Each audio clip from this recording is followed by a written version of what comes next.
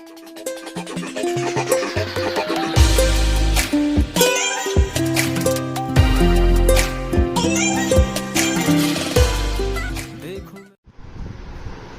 बच्चों, good morning. आज हम लोग जीएसटी पढ़ने वाले हैं। जीएसटी जिसको बोल सकते हैं, जी stands for goods, S stands for service and T stands for tax. तो जीएसटी हम लोगों के लिए बहुत ही ज़्यादा वैल्यूबल चीज़ है।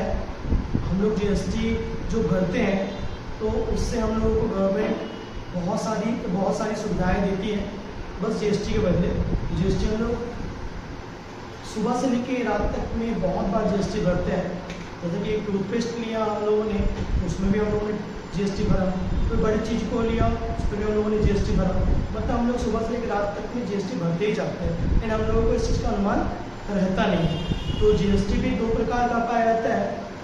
एक, अगर अपने स्टेट पे कोई भी चीज़ को सेल किया जाए तो उस पर हमारा इंट्रा स्टेट बोलते हैं उसको है, और इंट्रा स्टेट में सीजीएसटी और एसजीएसटी कटता है। तो सीजीएसटी का मतलब होता है सेंट्रल गुड सर्विस टैक्स, और एसजीएसटी का मतलब होता है state goods service tax. Central good service tax में जो पैसा हमारे पास आएगा वो सेंट्रल पे चला जाएगा, और स्टेट गुड सर्विस टैक्स में जो पैसा हमारे पास आएगा वो स्टेट पे चला जाएगा, जिससे हमारे लिए ही फायदा होगा। जैसे कि मान लेते हैं हम लोगों की सड़क कच्ची है, उसको बनाई जाएगी, स्ट्रीट लाइट बनाया जाएगा, लगवाया जाएगा, तो मतलब कि जीएसटी देने पर हम लोगों को ही फायदा है। तो ये था। इसके बाद इंटर स्टेट आते हैं।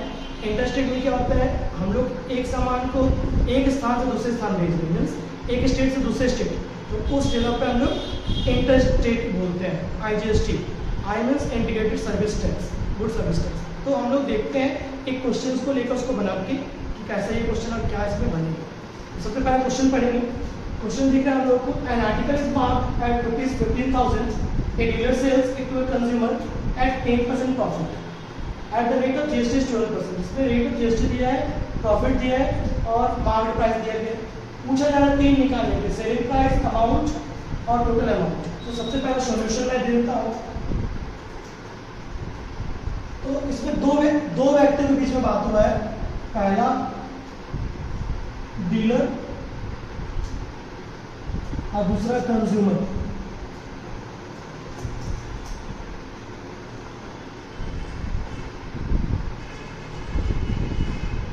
इन दोनों में काम हुआ है। तो मार्केट प्राइस कितना दिया पहले मैं लिख देता हूँ। पहला market price of the article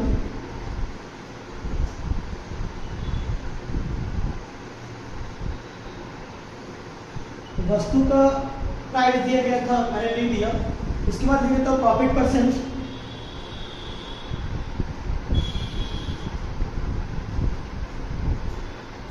उसके बाद मेरे पास जीएसटी दिया गया तो उसको मैं लिख देता हूँ।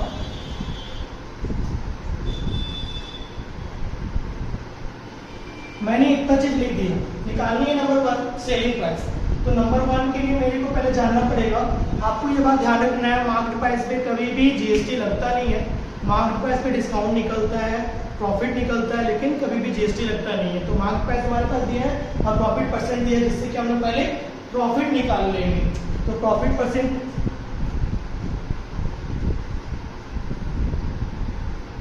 दिया हुआ 10%। तो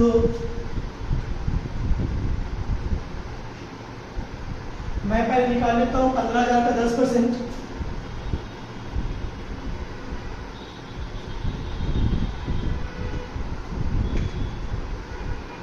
तो ये आ गया 1,500 रुपया। 1,500 का मेरे को प्रॉफिट आ गया। अब मैं सेलिंग प्राइस निकाल लेता हूँ।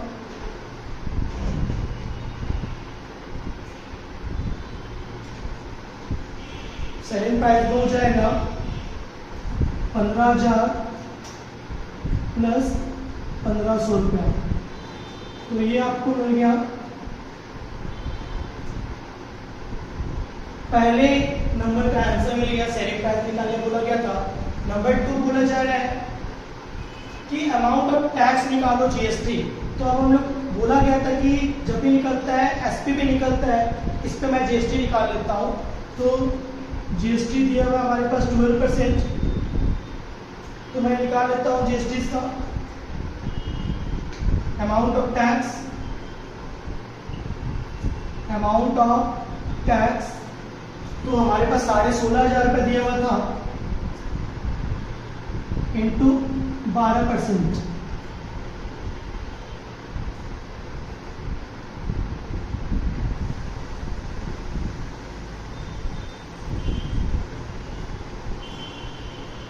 ये हमारे को मिल गया जीएसटी। एंड थर्ड नंबर बोल रहे हैं कि total amount paid by the consumer, consumer को कितना पेड करना पड़ा। देख पा रहे हैं कि हमारे पास सेलिंग प्राइस ये था, हमारे पास जीएसटी इतना आया, तो कंज्यूमर को पेड कितना करना पड़ा। तो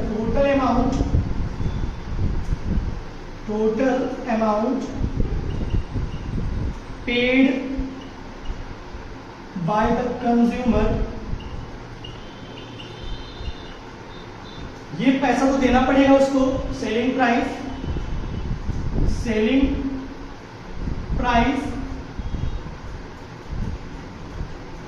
प्लस जो हमारे पास अमाउंट ऑफ टैक्स आ गया वो देना पड़ेगा।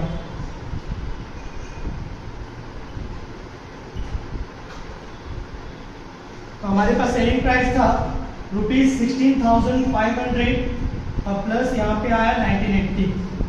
इसको मैं जोड़ दूंगा तो आ जाएगा 08।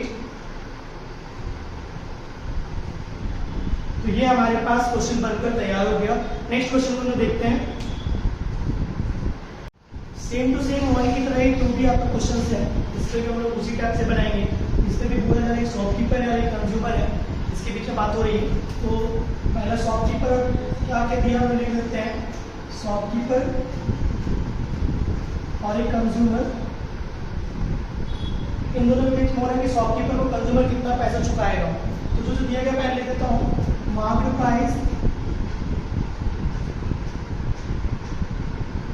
ऑफ द आर्टिकल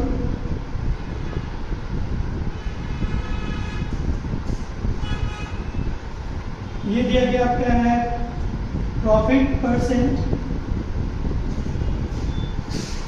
20% और जीएसटी चार्ज किया गया है।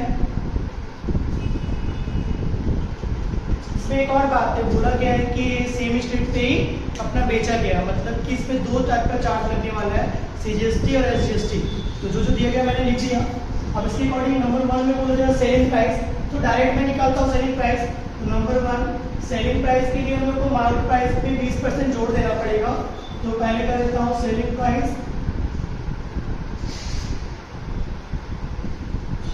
ये मैं डायरेक्ट फॉर्मूला लगा रहा हूँ। इसमें क्या होगा, ₹4,000 प्लस 4,000 इंटू 20%,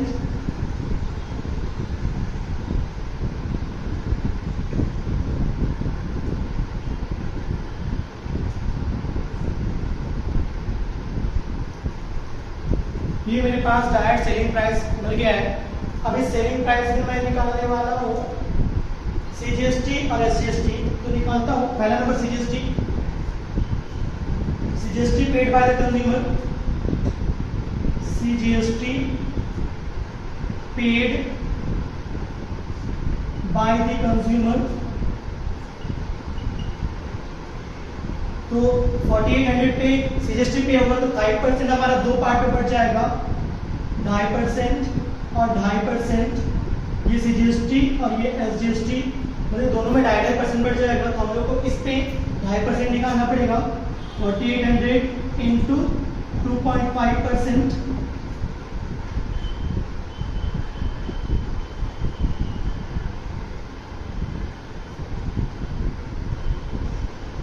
तो ये कटेगा हमारा 5 से 5 बार में, 5 से 2 बार में, 2 से 24 बार में। ऊपर में आ गया हमारे पास जीएसटी 120 रुपये आ गया। सेम हमारा एसजीएसटी भी निकल जाएगा।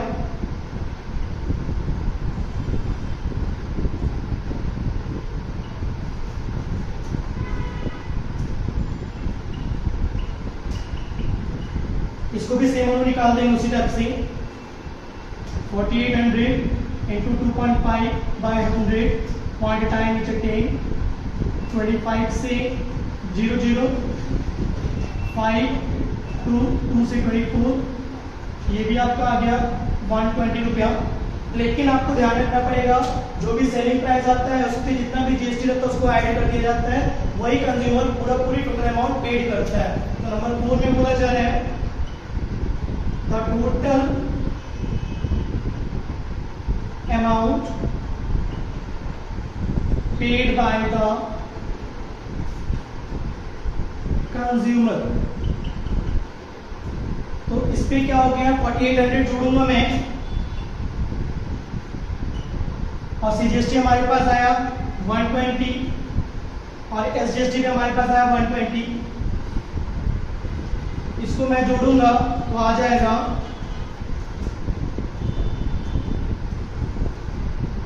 तो कुछ इस तरह हमारे पास आया, मतलब कि कंज्यूमर को जो सेलिंग प्राइस होगा उस वस्तु का वो तो चुकाना पड़ेगा ही, लेकिन साथ ही साथ आपका जो भी जीएसटी चार्जेस से कटेगा वो भी चुकाना पड़ेगा और टोटल अमाउंट उसको कहते हैं हम लोग। कुछ इस तरह है। नंबर 3 बनाते हैं हम लोग। गुड इवनिंग स्टूडेंट, हम लोग जीएसटी का क्वेश्चन नंबर 3 क्वेश्चन बनाने वाले हैं। क्वेश्चन नंबर 1 और क्वेश्चन नंबर 2 को हम लोगों ने बहुत ही इजी और इजी स्टेप पे बनाया था, तो 1 और 2 को बनाने के बाद हम लोग को 3 भी इजी लगने लग गया है और बस यहाँ पर भी वही जीएसटी, सीजीएसटी, एसजीएसटी बनानी है। तो हम लोग देख लेते हैं क्या है। तो mister Bedi visits the market and by the following articles. Mister Bedi जो है वो विजिट करते हैं आपका मार्केट में और कुछ सामान खरीदते हैं। सामान में मेडिसिन है, कॉस्ट दिया गया है, उसी टाइप से फिर दिया गया पेयर ऑफ शूज, फिर दिया गया लैपटॉप बैग, बस 3-4 का चीज है। इन तीनों को उन्होंने खरीदा, उसके बाद तीनों का जीएसटी भी दिया गया है। तो हम लोग तीनों को निकाल कर फिर देखते हैं कि मिस्टर बेदी को कितना पेड करना पड़ा, तो हम लोग चेक कर लेते हैं पहला जो दिया गया गिवन। तो मिस्टर बेदी ने सबसे पहला मेडिसिन खरीदा, तो लिख देते हैं मेडिसिन कॉस्टिंग उसको था ₹950, जीएसटी 5% था, तो 950 का हम लोग जीएसटी निकालते हैं तो देख पा रहे हैं 0 0 ये कट जाएगा,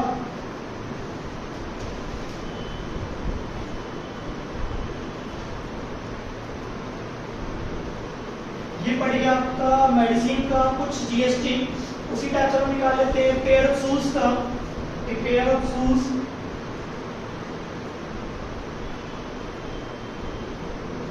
उसका दाम था 3000 रुपये,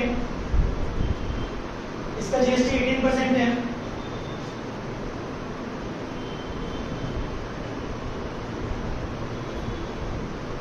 तो इसका आ गया 540। उसी टाइप से लोग लैपटॉप कॉस्टिंग निकाल ले रहे हैं।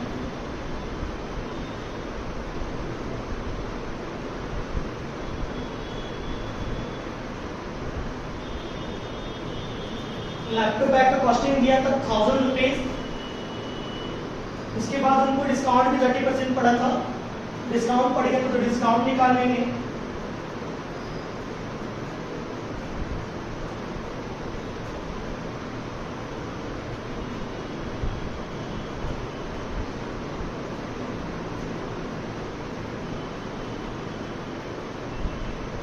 तो इनको पड़ा था 1000 में से 300 घट गया तो इनको 700 पड़ा था।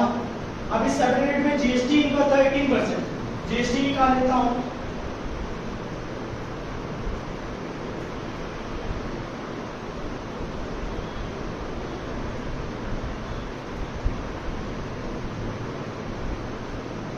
ये तीनों का जीएसटी मालूम चल गया है 1, 2 और 3। अब बोल रहा है कि total amount of GST paid कितना है, उन्हें जीएसटी पेड किया। तो number 1 the total amount of GST paid, तो इस पे दिया गया है, पहला दिया था 47.5 प्लस इसके बाद दिया 540 प्लस इसके बाद दिया 126। तीनों को मैं जोड़ देता हूं।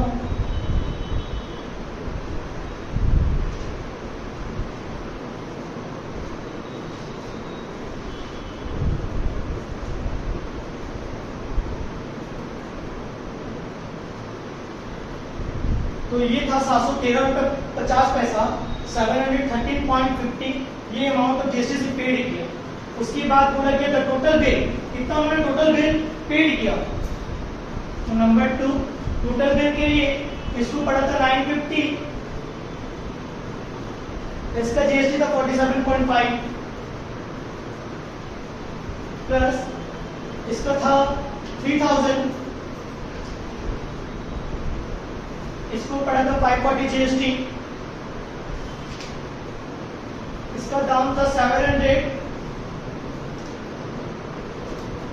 और इसको जीएसटी पड़ा था 126। तो मैं इसको जोड़ देता हूं, तो ये आएगा आपका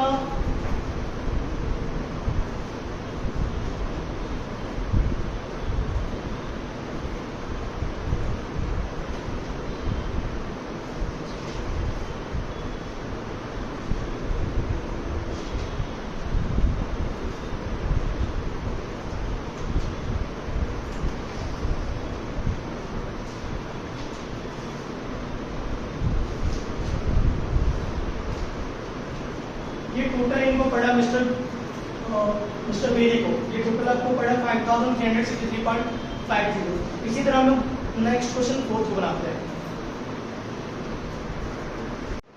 जैसा कि आप क्वेश्चन देख पा रहे हैं, क्वेश्चन नंबर 4 इसमें बोल रहा है कि एक शॉपकीपर है जो कि खरीदता है आर्टिकल होलसेलर से 20,000 रुपये में, उसको बेचता है कंज्यूमर को 10% प्रॉफिट पे और उसका जीएसटी रेट है 12%। तो ठीक है, चलिए हम लोग इसको बनाते हैं। तो होलसेलर जो खरीदता है 20,000 रुपये में, तो लिख देते हैं एसपी ऑफ गिवन वैल्यू, लिखते हैं सेलिंग प्राइस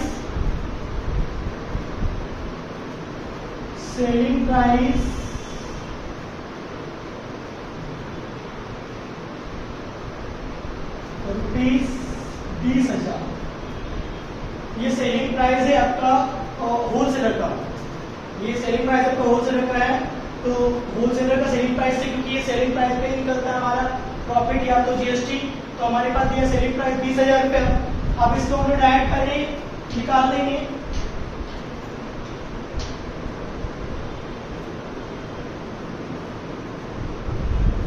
सॉरी, ये हमारे पास दिया गया है शॉपकीपर जो आर्टिकल खरीदता है होलसेलर से 20,000 रुपये में, इसको बेचते हैं कंज्यूमर को। तो सबसे पहले जो कंज्यूमर को जो बेचा, तो पहले 10% दे देते हैं। तो सॉरी, यहाँ पे कॉस्ट प्राइस दे देते हैं। कॉस्ट प्राइस 20,000 रुपये दे गया है, 10% कितना होगा इसका, तो प्रॉफिट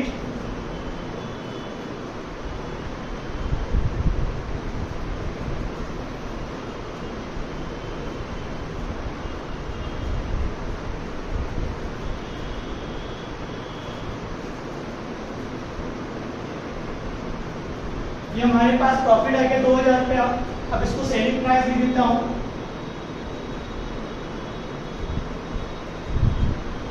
तो ये हो जाएगा 2,000 रुपया, 20,000 रुपये और ये 2,000 रुपये।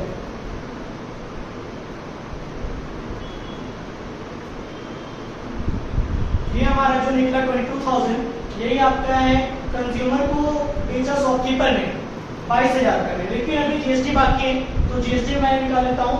तो जीएसटी जब निकालूंगा तो ये जीएसटी रहेगा आपका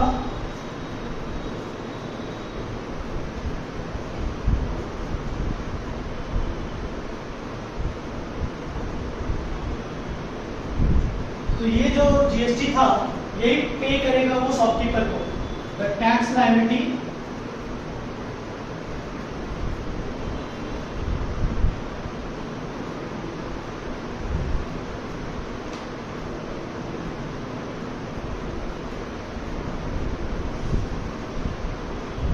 ये पे होगा, ये टैक्स लायबिलिटी आपका है जो कि पे करना पड़ेगा। ये 4 नंबर क्वेश्चन है, स्ट्रक्चर 5 नंबर बनाते हैं।